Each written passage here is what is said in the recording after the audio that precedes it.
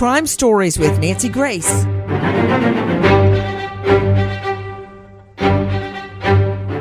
How does a young man vanish off the face of the earth? How does that happen? No record, no sightings, nothing. He's just gone. And when I say a young man, I'm talking about 25-year-old Daniel Robinson. He is the apple of his parents' eye. A young geologist, music lover, good-looking, great grades, the works. So why can't we find Daniel? I'm Nancy Grace. This is Crime Stories. Thank you for being with us here at Fox Nation and Sirius XM 111. First of all, take a listen to our friends at KPNX. This video of 24-year-old Daniel Robinson is quickly spreading on TikTok. The nicest guys you'll ever meet. His family and friends desperately hoping for his return. His older brother is asking for your help all the way from South Carolina. So it's just been really, really hard.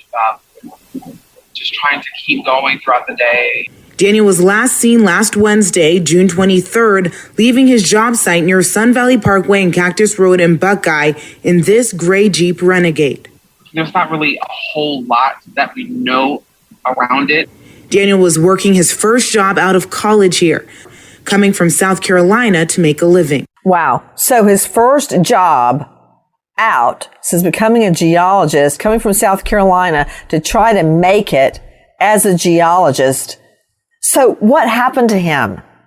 With us, his father, to tell us the very latest. David Robinson joining us, and you can find him at pleasehelpfinddaniel.com. Let me just tell you, there is a GoFundMe, and his dad, David Robinson, is using the GoFundMe money to fund his own investigation in the desperate search for his boy, his son, Daniel Robinson, 25 years old. What happened to him? How did he just disappear? David Robinson, sir, thank you so much for being with us. Tell me, when you first realized your son just hadn't called in a couple of days, that he was truly missing. Yes, my son, on the 23rd, I did get a call from my daughter. She also lived out in Phoenix at the time, and she did call because one of the coworkers from his job came by her apartment looking for Daniel, one of Daniel's friends from the job. That was really troubling to her. Of course, my daughter, first thing she wanted to do is call me. Once I heard that news, I told her to go check his apartment, to make sure he wasn't there. In the meantime, I was making phone calls. We were getting any phone calls, any answers from his phone. That wasn't so bad to me at the time. Just try to talk with friends, do all my due diligence. But I noticed that from the time when I got information that they said my son was last seen at 9 o'clock that morning here in Arizona, and I look at the time difference in South Carolina, I think that was over 6 hours. That's when I got worried about it, because Daniel would never, ever go that long without telling his siblings or the family, everybody, if he had any travel plans or things like that. So, that was my first indication that something's wrong. Well, let me understand something. With me is Daniel's father. This is David Robinson, and you can find him at pleasehelpfinddaniel.com. So he left from South Carolina to go to Arizona that day. Is that what you're telling me? Well, after I did talk to the Buckeye Police Department, who was in charge at that time, and they said they weren't going to do a search that night because the day of my son missing because it was night. The next morning, they told me they'd have a flight out there, helicopter out there to search that desert for my son. Once that time came, I did end up getting a second call from the officer saying that his higher up said that they will not be able to go out there because he's a grown man. If he want to disappear, he can. But that's when the indication for me to know that the police department was going to do anything at that point. So grab everything, kind of lost my sense of thought, grab everything I can, hop in my vehicle, and start heading west. I'm just thinking about Mr. Robinson trying to get to his son, that drive to reach him, to try to help him.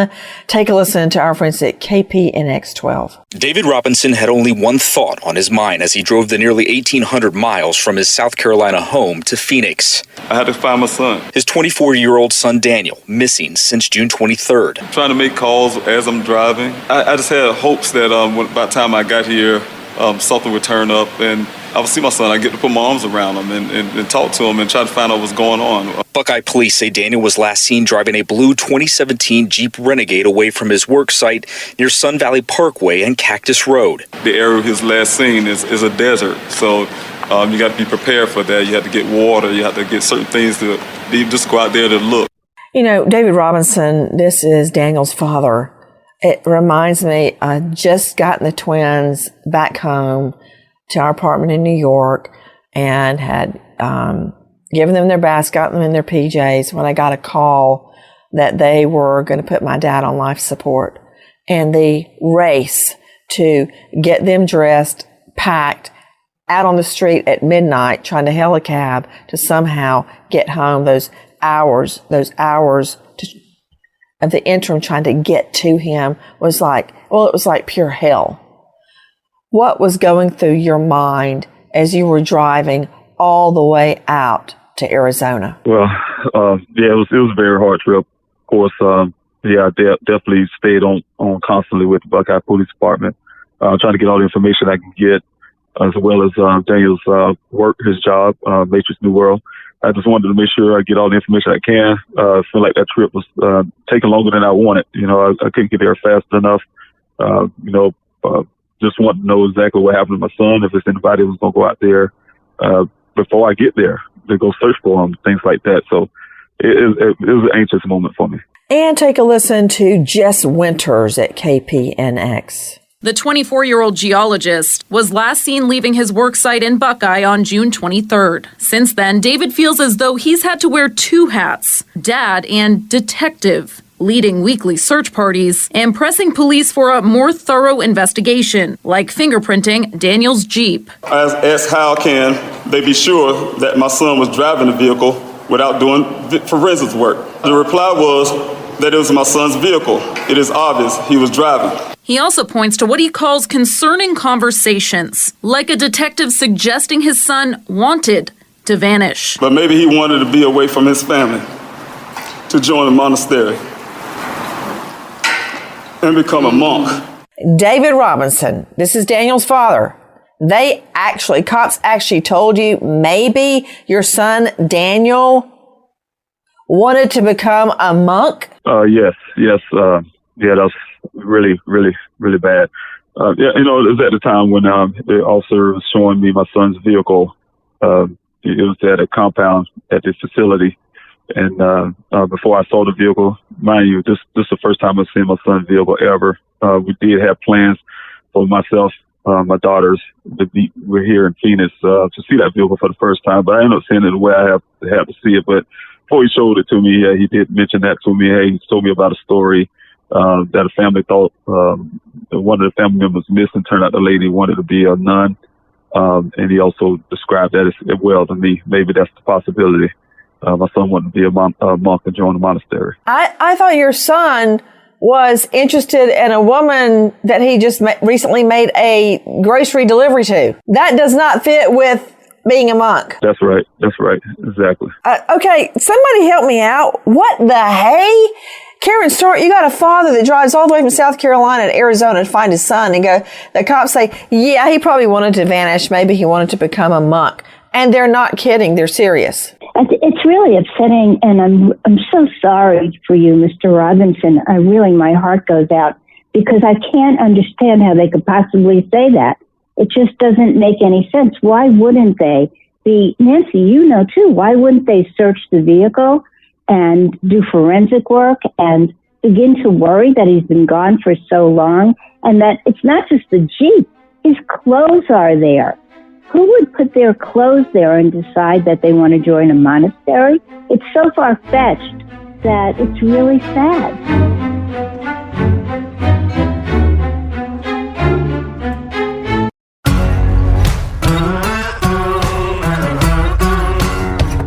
Crime Stories with Nancy Grace. Mr. Robinson, you remind me so much of my dad. He would get in his car and come immediately to wherever I was, if I was in any kind of distress, without me even having to ask for him to do it.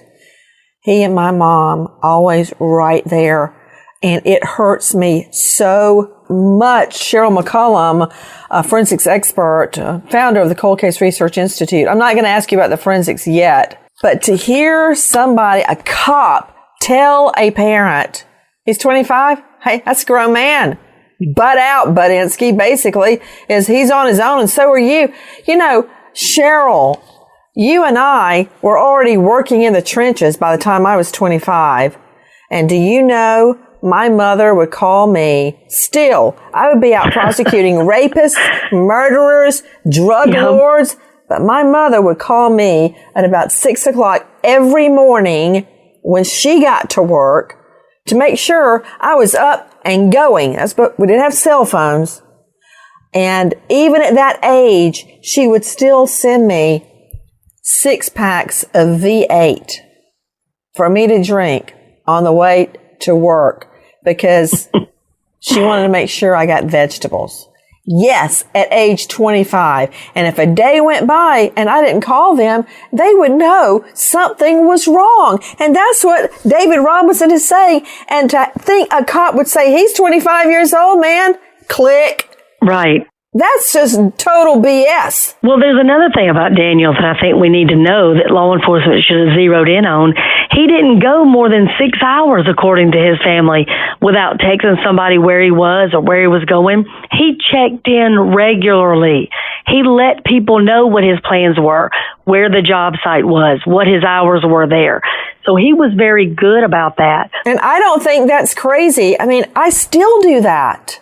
It's not crazy. I'm in touch with my mom all the time.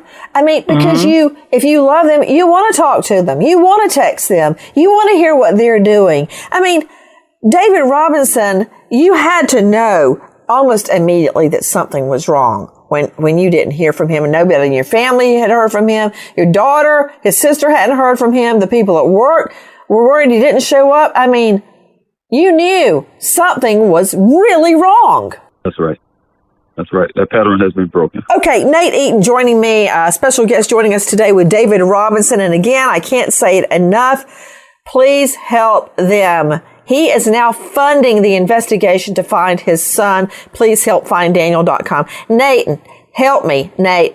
Let me start at the beginning because I got carried off hearing Mr. Robinson on what happened in his life. Start at the beginning. Tell me everything, Nate. Don't leave anything out. So Daniel goes to work. He's a geologist. It's his first job. He's in the middle of nowhere, you could say, right outside of Phoenix. But was he living in Phoenix? Was he living in Phoenix, David? He was living in Tempe at the time. He's first in Phoenix and then moved to Tempe. So he was living in Phoenix at the time, right? Tempe, Arizona, outside of Phoenix. Gotcha. Okay, go ahead, Nate. So he gets to work, and one of his coworkers is there with him. He says that he stayed for about, 15, 20 minutes. Is that in an office, or were they out at a little known fact? My fiance, Keith, that was murdered, was studying geology, and he already was working geologist jobs as he was going through school. And a lot of times he would not report into an office. He would report to a site. So when you say, Nate Eaton, that he met up with a coworker, was it at some office or was it out in the middle of a geological site? Yeah, this was out at a site. Oh, darn. Because I was hoping I could glean something from maybe surveillance video or anyway, go ahead. Go ahead, Nate. This is near the White Tank Mountains. His coworker said that Daniel was acting strange.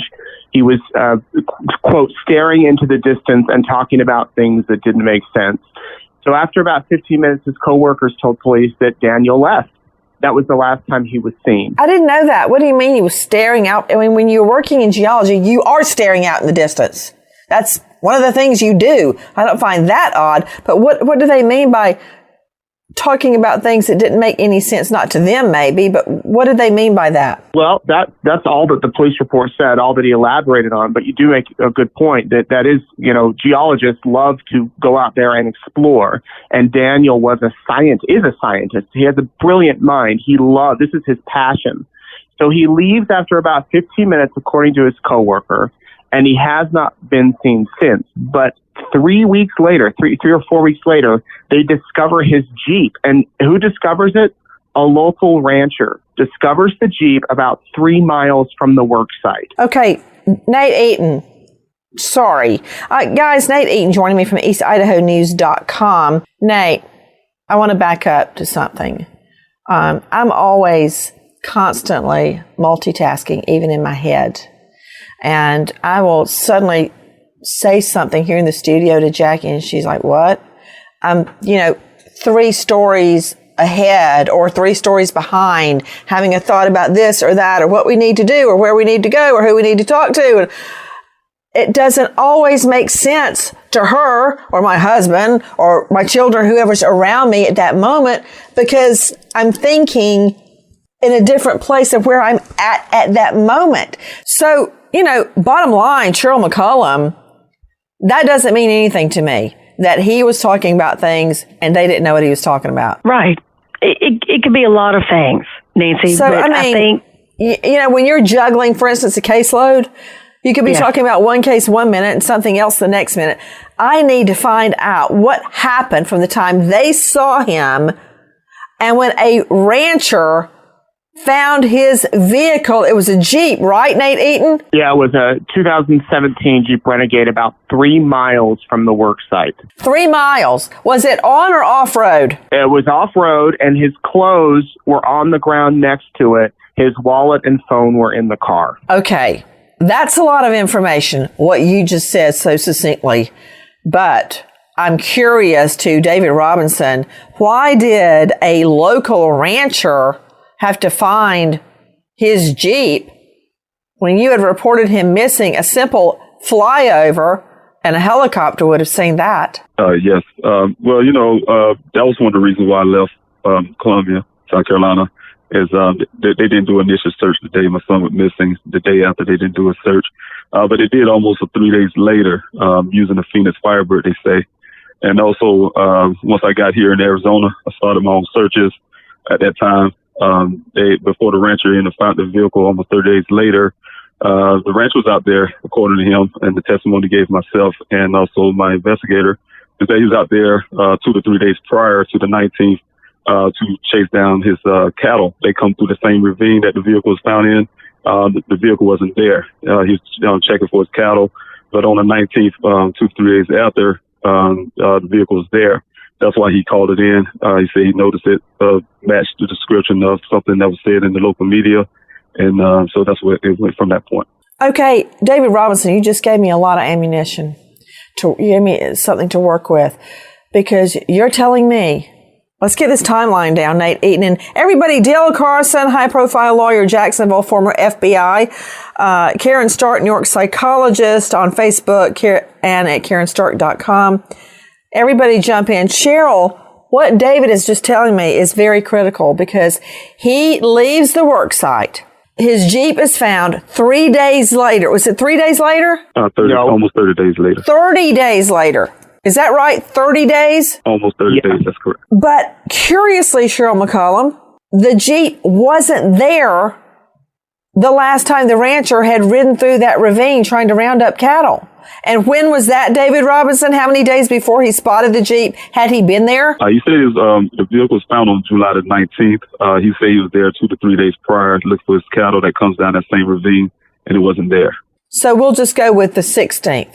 So what happened in that period of time? So he's last seen June 23, Cheryl. Right. And then suddenly his Jeep turns up just 3 miles away from that original work site on July 19-ish. That really doesn't make any sense, does it? It doesn't make any sense, but the Jeep has essentially like a black box like an airplane has. And so they're going to be able to extract all of that data from that Jeep. For example, they already know that prior to hitting that ravine, that Jeep accelerated. They know that somebody tried to get the ignition to engage 40 times after the crash.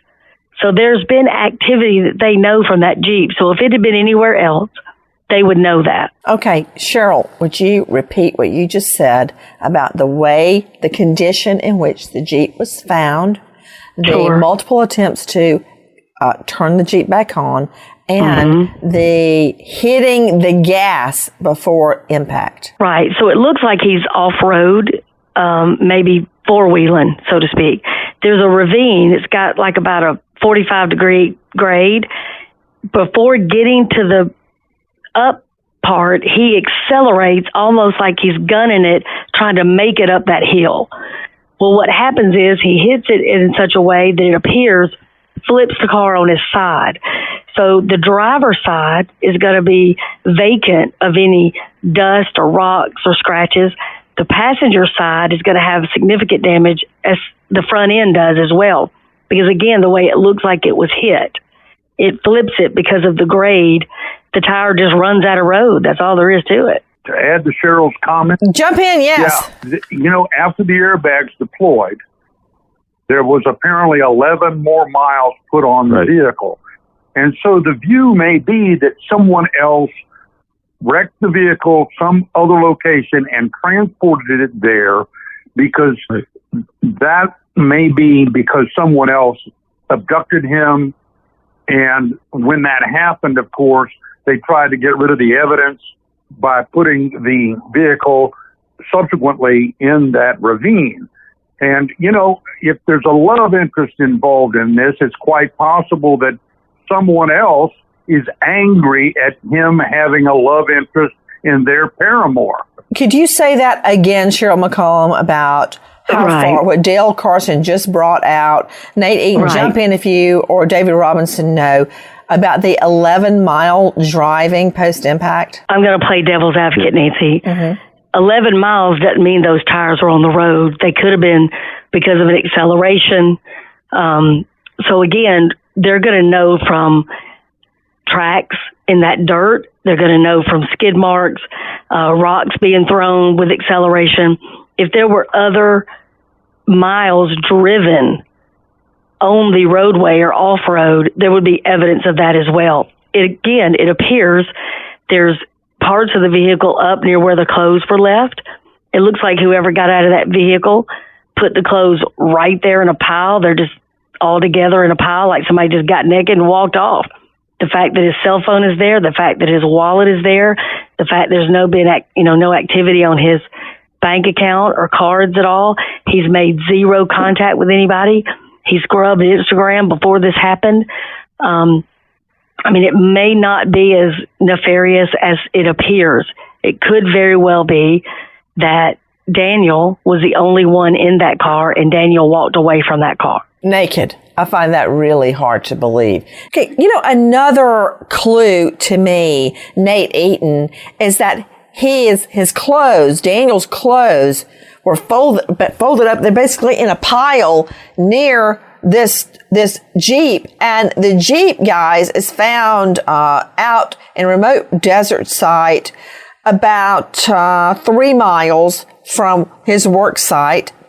And it looks wrecked. It's gone down about a 20-foot ravine.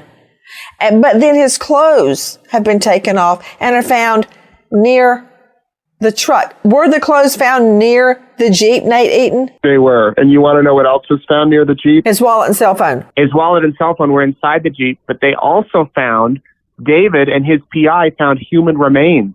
About 10 days after that vehicle was found by the rancher, a skull was found near Daniel's Jeep. Now, the ME came out and said it wasn't Daniel's here, because they believed that skull had been there longer than the time. But then a few months later, they found additional human remains. They found two human femurs, hip bones, vertebrae. Again, the medical examiner is saying they don't believe this is Daniel's, but here is this father who over the past year has spent 40 weeks searching 32,000 acres of land, and he's found these human remains, and this Jeep has been found, yet no sign of his son. That cannot be a coincidence that Daniel's Jeep is found wrecked, which would suggest that Daniel would have to get out of the Jeep, which is, as you look at it, it's wrecked down a ravine, it's crashed, and then step away from it and calmly take his clothes off and leave them in a pile. If he were trying to kill himself, wouldn't you think that he would take his clothes off and then wreck the car? instead of wreck the car, take off his clothes, and then vanish in the desert on what? Foot. And it's basically found in a burial ground where at least one, if not three, other skeletons are right there in the same vicinity. I mean, everything it's a red flag waving at me that this was not a self-induced crash. Who's jumping in? Killers often return to the place where they've deposited bodies. If for nothing else, to view the condition of the body that they left there. So the idea that the Jeep was found in an area where there were other human remains is an indication that someone outside this is a third-party actor. You're right, Dale Carson. I mean, think about it, Cheryl McCollum. What's the likelihood he's going to go crash his Jeep, strip down, and wander off into the desert on foot, right where other human remains are found? Well, I have a question for David. Number one, it sounds like the bones were not found with clothing. And David, do you know how they ruled Daniel out? Well, of course, in the course of my searches, the volunteers, we did find those human remains, the human skull. The freshest one was the last part of last year. That really was scary for me. But the way they ruled that one out, for instance, first they told me, Buckeye Police told me they all animal bones. Of course, I made a big thing about it. Sent it to Maricopa County examiner's office. They said it was human bones. They finally made a crime scene. But they told me only 40 minutes later. I couldn't make it from Buckeye to Phoenix after that search. And they called me before I made it to Phoenix and said, hey, that's not your son. And I don't know how they did that, but they say they could tell it's not a black man's bone. That's what I was told. So I don't know. Okay, it was a skull? It's bones. It's the femurs, the hip bone. Well, maybe they were totally skeletonized, and that would not have been the case had it been Daniel, because it was closer. Well, it had some bone marrow there. It has college still there. That's the freshest I've seen remains since I've been out there. But at first they told you they were animal bones? Yes, they did. Oh, dear Lord in heaven, it just gets worse. Why would they make that comment to you when it turns out to be human bones, and then it turns out to be not Daniel, thank God? It's gotten to a point where Daniel's father has felt he had to hire a private investigator to try to find his son. Take a listen to our friends at KPNX 12. Losing faith in the force, David hired private investigator Jeff McGrath in July, who says the crash data doesn't add up. The detective told him the vehicle rolled down the ravine. I looked at the photo. I said, that vehicle never rolled. It got to the bottom and tipped on its side. That's all it did. So I can't rule out foul play. So I don't know how Buckeye can. Buckeye police say they're taking another look at the crash data in the coming days with an expert, but still don't suspect foul play. BPD also released a partial police report on Thursday that documents all the leads and evidence they've followed up on. Did you hear that? What the private investigator who took the time to look at the crash data is saying? This was not necessarily a crash. More like the Jeep was rolled down the ravine and turned over. Take a listen to Matt Galka at Fox 10. This latest information release has to do with the crash data from the Jeep that Robinson was driving. He's been missing since late June. That Jeep was found nearly a month later, smashed up near a ravine.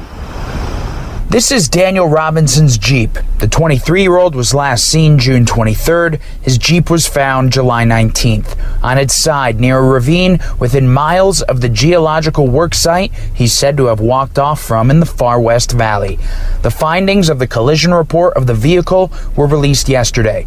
Investigators say the Jeep Renegade was in a rollover crash, the only crash recorded internally on the Jeep. They say speed increased before impact, leading investigators to speculate the Jeep was trying to get up the side of the ravine. 40 ignition cycles were recorded after the crash, meaning the driver could have been attempting to restart the vehicle. What does that mean?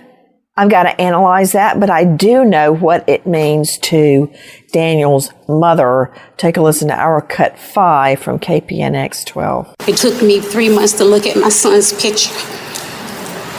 I just seen his car. It took me 3 months to look at his car. You thought you felt pain. Try looking for your child. and not knowing where he is. Daniel's mom, Melissa Edmonds, speaking out for the first time, fighting back tears. Meanwhile, Daniel's dad, David, is calling out the cops for lack of urgency in the first 48 hours. Yeah, I believe that if they would have stepped up the plate at the beginning, I wouldn't be standing here now.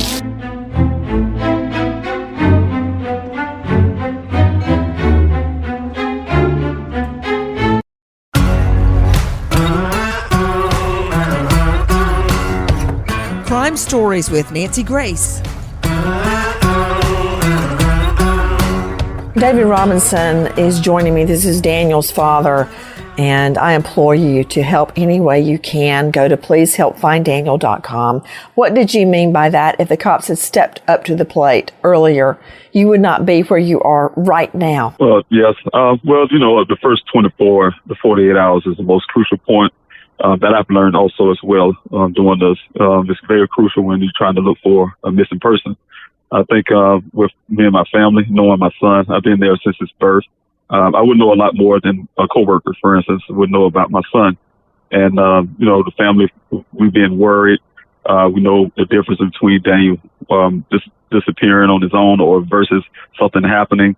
We should know the difference. We know his patterns.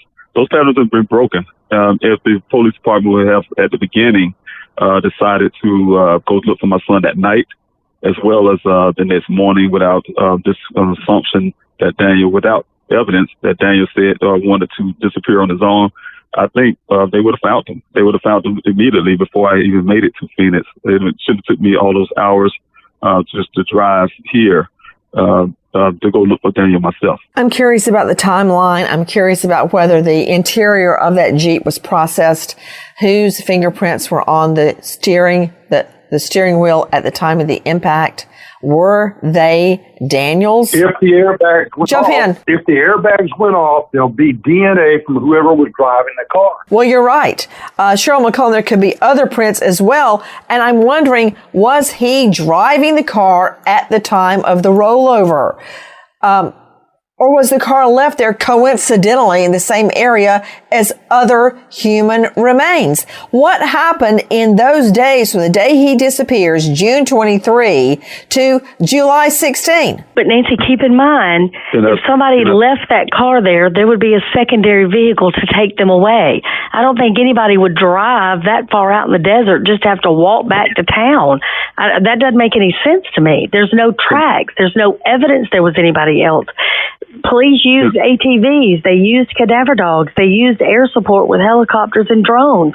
And let's talk about Daniel's pattern. His own sister said he came to her apartment, stared for 30 minutes without talking, got up and left abruptly. That's exactly what the coworker said. We have to listen to that. Okay, back to you.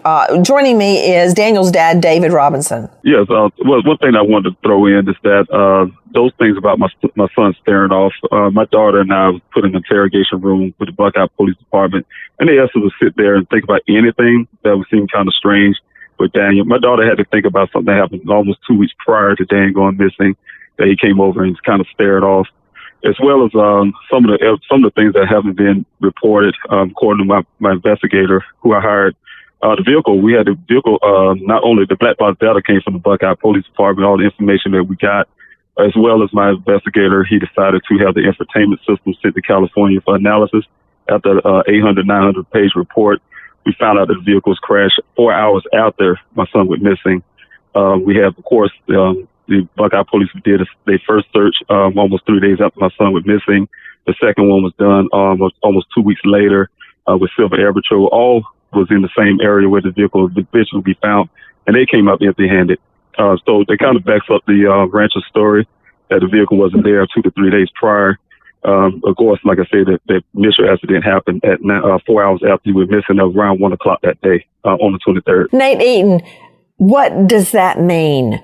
What does that mean? Because I think David Robinson just said the crash of the vehicle happened shortly after Daniel goes missing, but it wasn't in that location until about a month later. What? Right. Yeah. Red transfer paint as well. I'm sorry, but it's also red transfer paint on the vehicle on the side that's on the ground. That's not the red in the desert.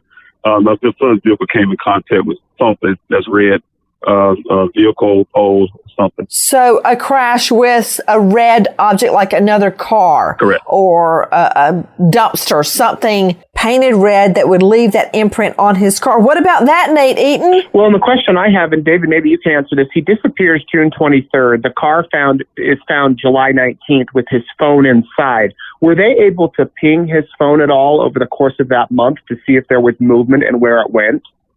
Well, that's some of the same questions around my family. First thing I did when I got to Arizona was with Buckeye Police Department. Those are the questions we had. We needed camera footage. We needed cell phone pings. He had also a Uconnect in his vehicle.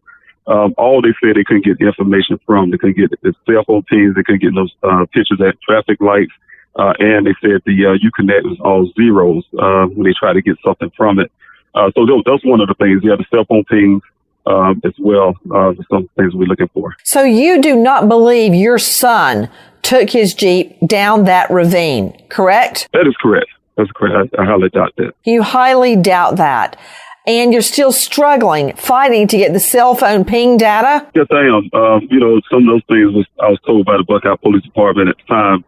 They were going to do that, and then they came back later, told my daughter and I that they wasn't able to because no judge would give them a warrant or the things they applied for to get that kind of information. So today we kind of stuck just with everything we have from my son's phone records and things like that. Isn't it true that there was a series of texts that had been wiped off your son's phone? That is correct. Once the Buckeye Police Department returned the phone to me, mind you, I mentioned that everything was turned over to me. The vehicle was found on the 19th. The Buckeye Police Department turned the vehicle over to me on the 20th. They had a meeting a couple days later. They turned over all the evidence, everything in evidence bags, but it's marked for safekeeping. They told me they was done with my son's case. Now, when I received the phone from them, the cell phone, it was missing his memory card that is recently purchased for him. He needed a bigger card. That was missing his geolocations, everything, because I was trying to find out where he was located at the time. All that been wiped from the phone. Everything about this young lady was wiped from the phone except for her name and her phone number. But everything else is wiped in terms of the text messages and things like that, pictures. Nate Eaton, how could that be? So is this some sort of a love triangle where someone gets his phone, wipes all the texts between him and this girl, cleans them off, and then does away with him and crashes the car? Well, it's possible. Of course, the girl told police that she had no relationship with Daniel, but one of Daniel's friends said that there was something more. As David said, he spent the night with her. So somebody could have been jealous. Somebody could have taken that phone. Somebody could have wiped it off. I don't know who's going to wipe their phone and then take a car and crash it in the desert. And obviously, these are questions that need to be answered. But the family is not getting answers. That's where we come in. There's a private investigator that has been hired doing its best. And I'm curious, Dale Carson, what you think about contacting someone over the Buckeye Police, for instance, the state attorney general. Well, that's exactly right. If you're not getting satisfaction at the local level, then you go up one level. And it's clear that there are unusual events surrounding this young fellow's disappearance. And clearly, there's also evidence that he was possibly abducted. So that's where the investigation starts. And any really active law enforcement agency isn't going to let this come to rest until there's a conclusion. To David Robinson, this is Daniel's father, and you can find him at pleasehelpfinddaniel.com. What is your message today? My message today is that I will continue to fight for my son. I'm standing in the gap for my family. My family Daniel has a mother who's terrified. Everything that's going on, his siblings, grandparents, as well as other family members and friends. But Daniel, he's a high-spirited young man, man that loves God. First of all, he has a lot of friends, very intelligent, have dreams and aspirations to do great things. He's a contributor to society. Daniel is my son. And, I'm just going to continue to fight for him, do everything I can as a father. And just wanted to make sure everybody know who Daniel is. He's a young geologist geared to do great things. Cheryl, jump in. David, I think something that's going to be really important is any of the items that they gave you back, like his cell phone or his clothes or even the airbags, if you can get them to a private lab. That costs money, Cheryl. That's what we're paying the cops to do. We pay the cops, we pay the crime lab, we pay every single scientist at the crime lab. And now, sadly, I agree with you, Cheryl. We're having to tell Daniel's father, you get the evidence and you go pay to have it done by the crime lab. I mean, Nancy, here's the great thing. Because of you, he can raise that money. And second of all, if they can't even get a warrant to get in his car or his home, they're not going to be able to do the testing. Because for as far as they know, there's no crime. So they're not going to let them do it. We can do it. We can help him. Here is a number for the Attorney General of Arizona. 602-542-2123. Repeat, 602-542-2123. That's the number for the Arizona Attorney General. At this point, the Buckeye Police Department has helped in no way and may have actually hindered the investigation. We wait as justice unfolds. If you want to know more, please go to crimeonline.com or go to Please Help Find Daniel. Please help find Daniel.com. Goodbye, friend.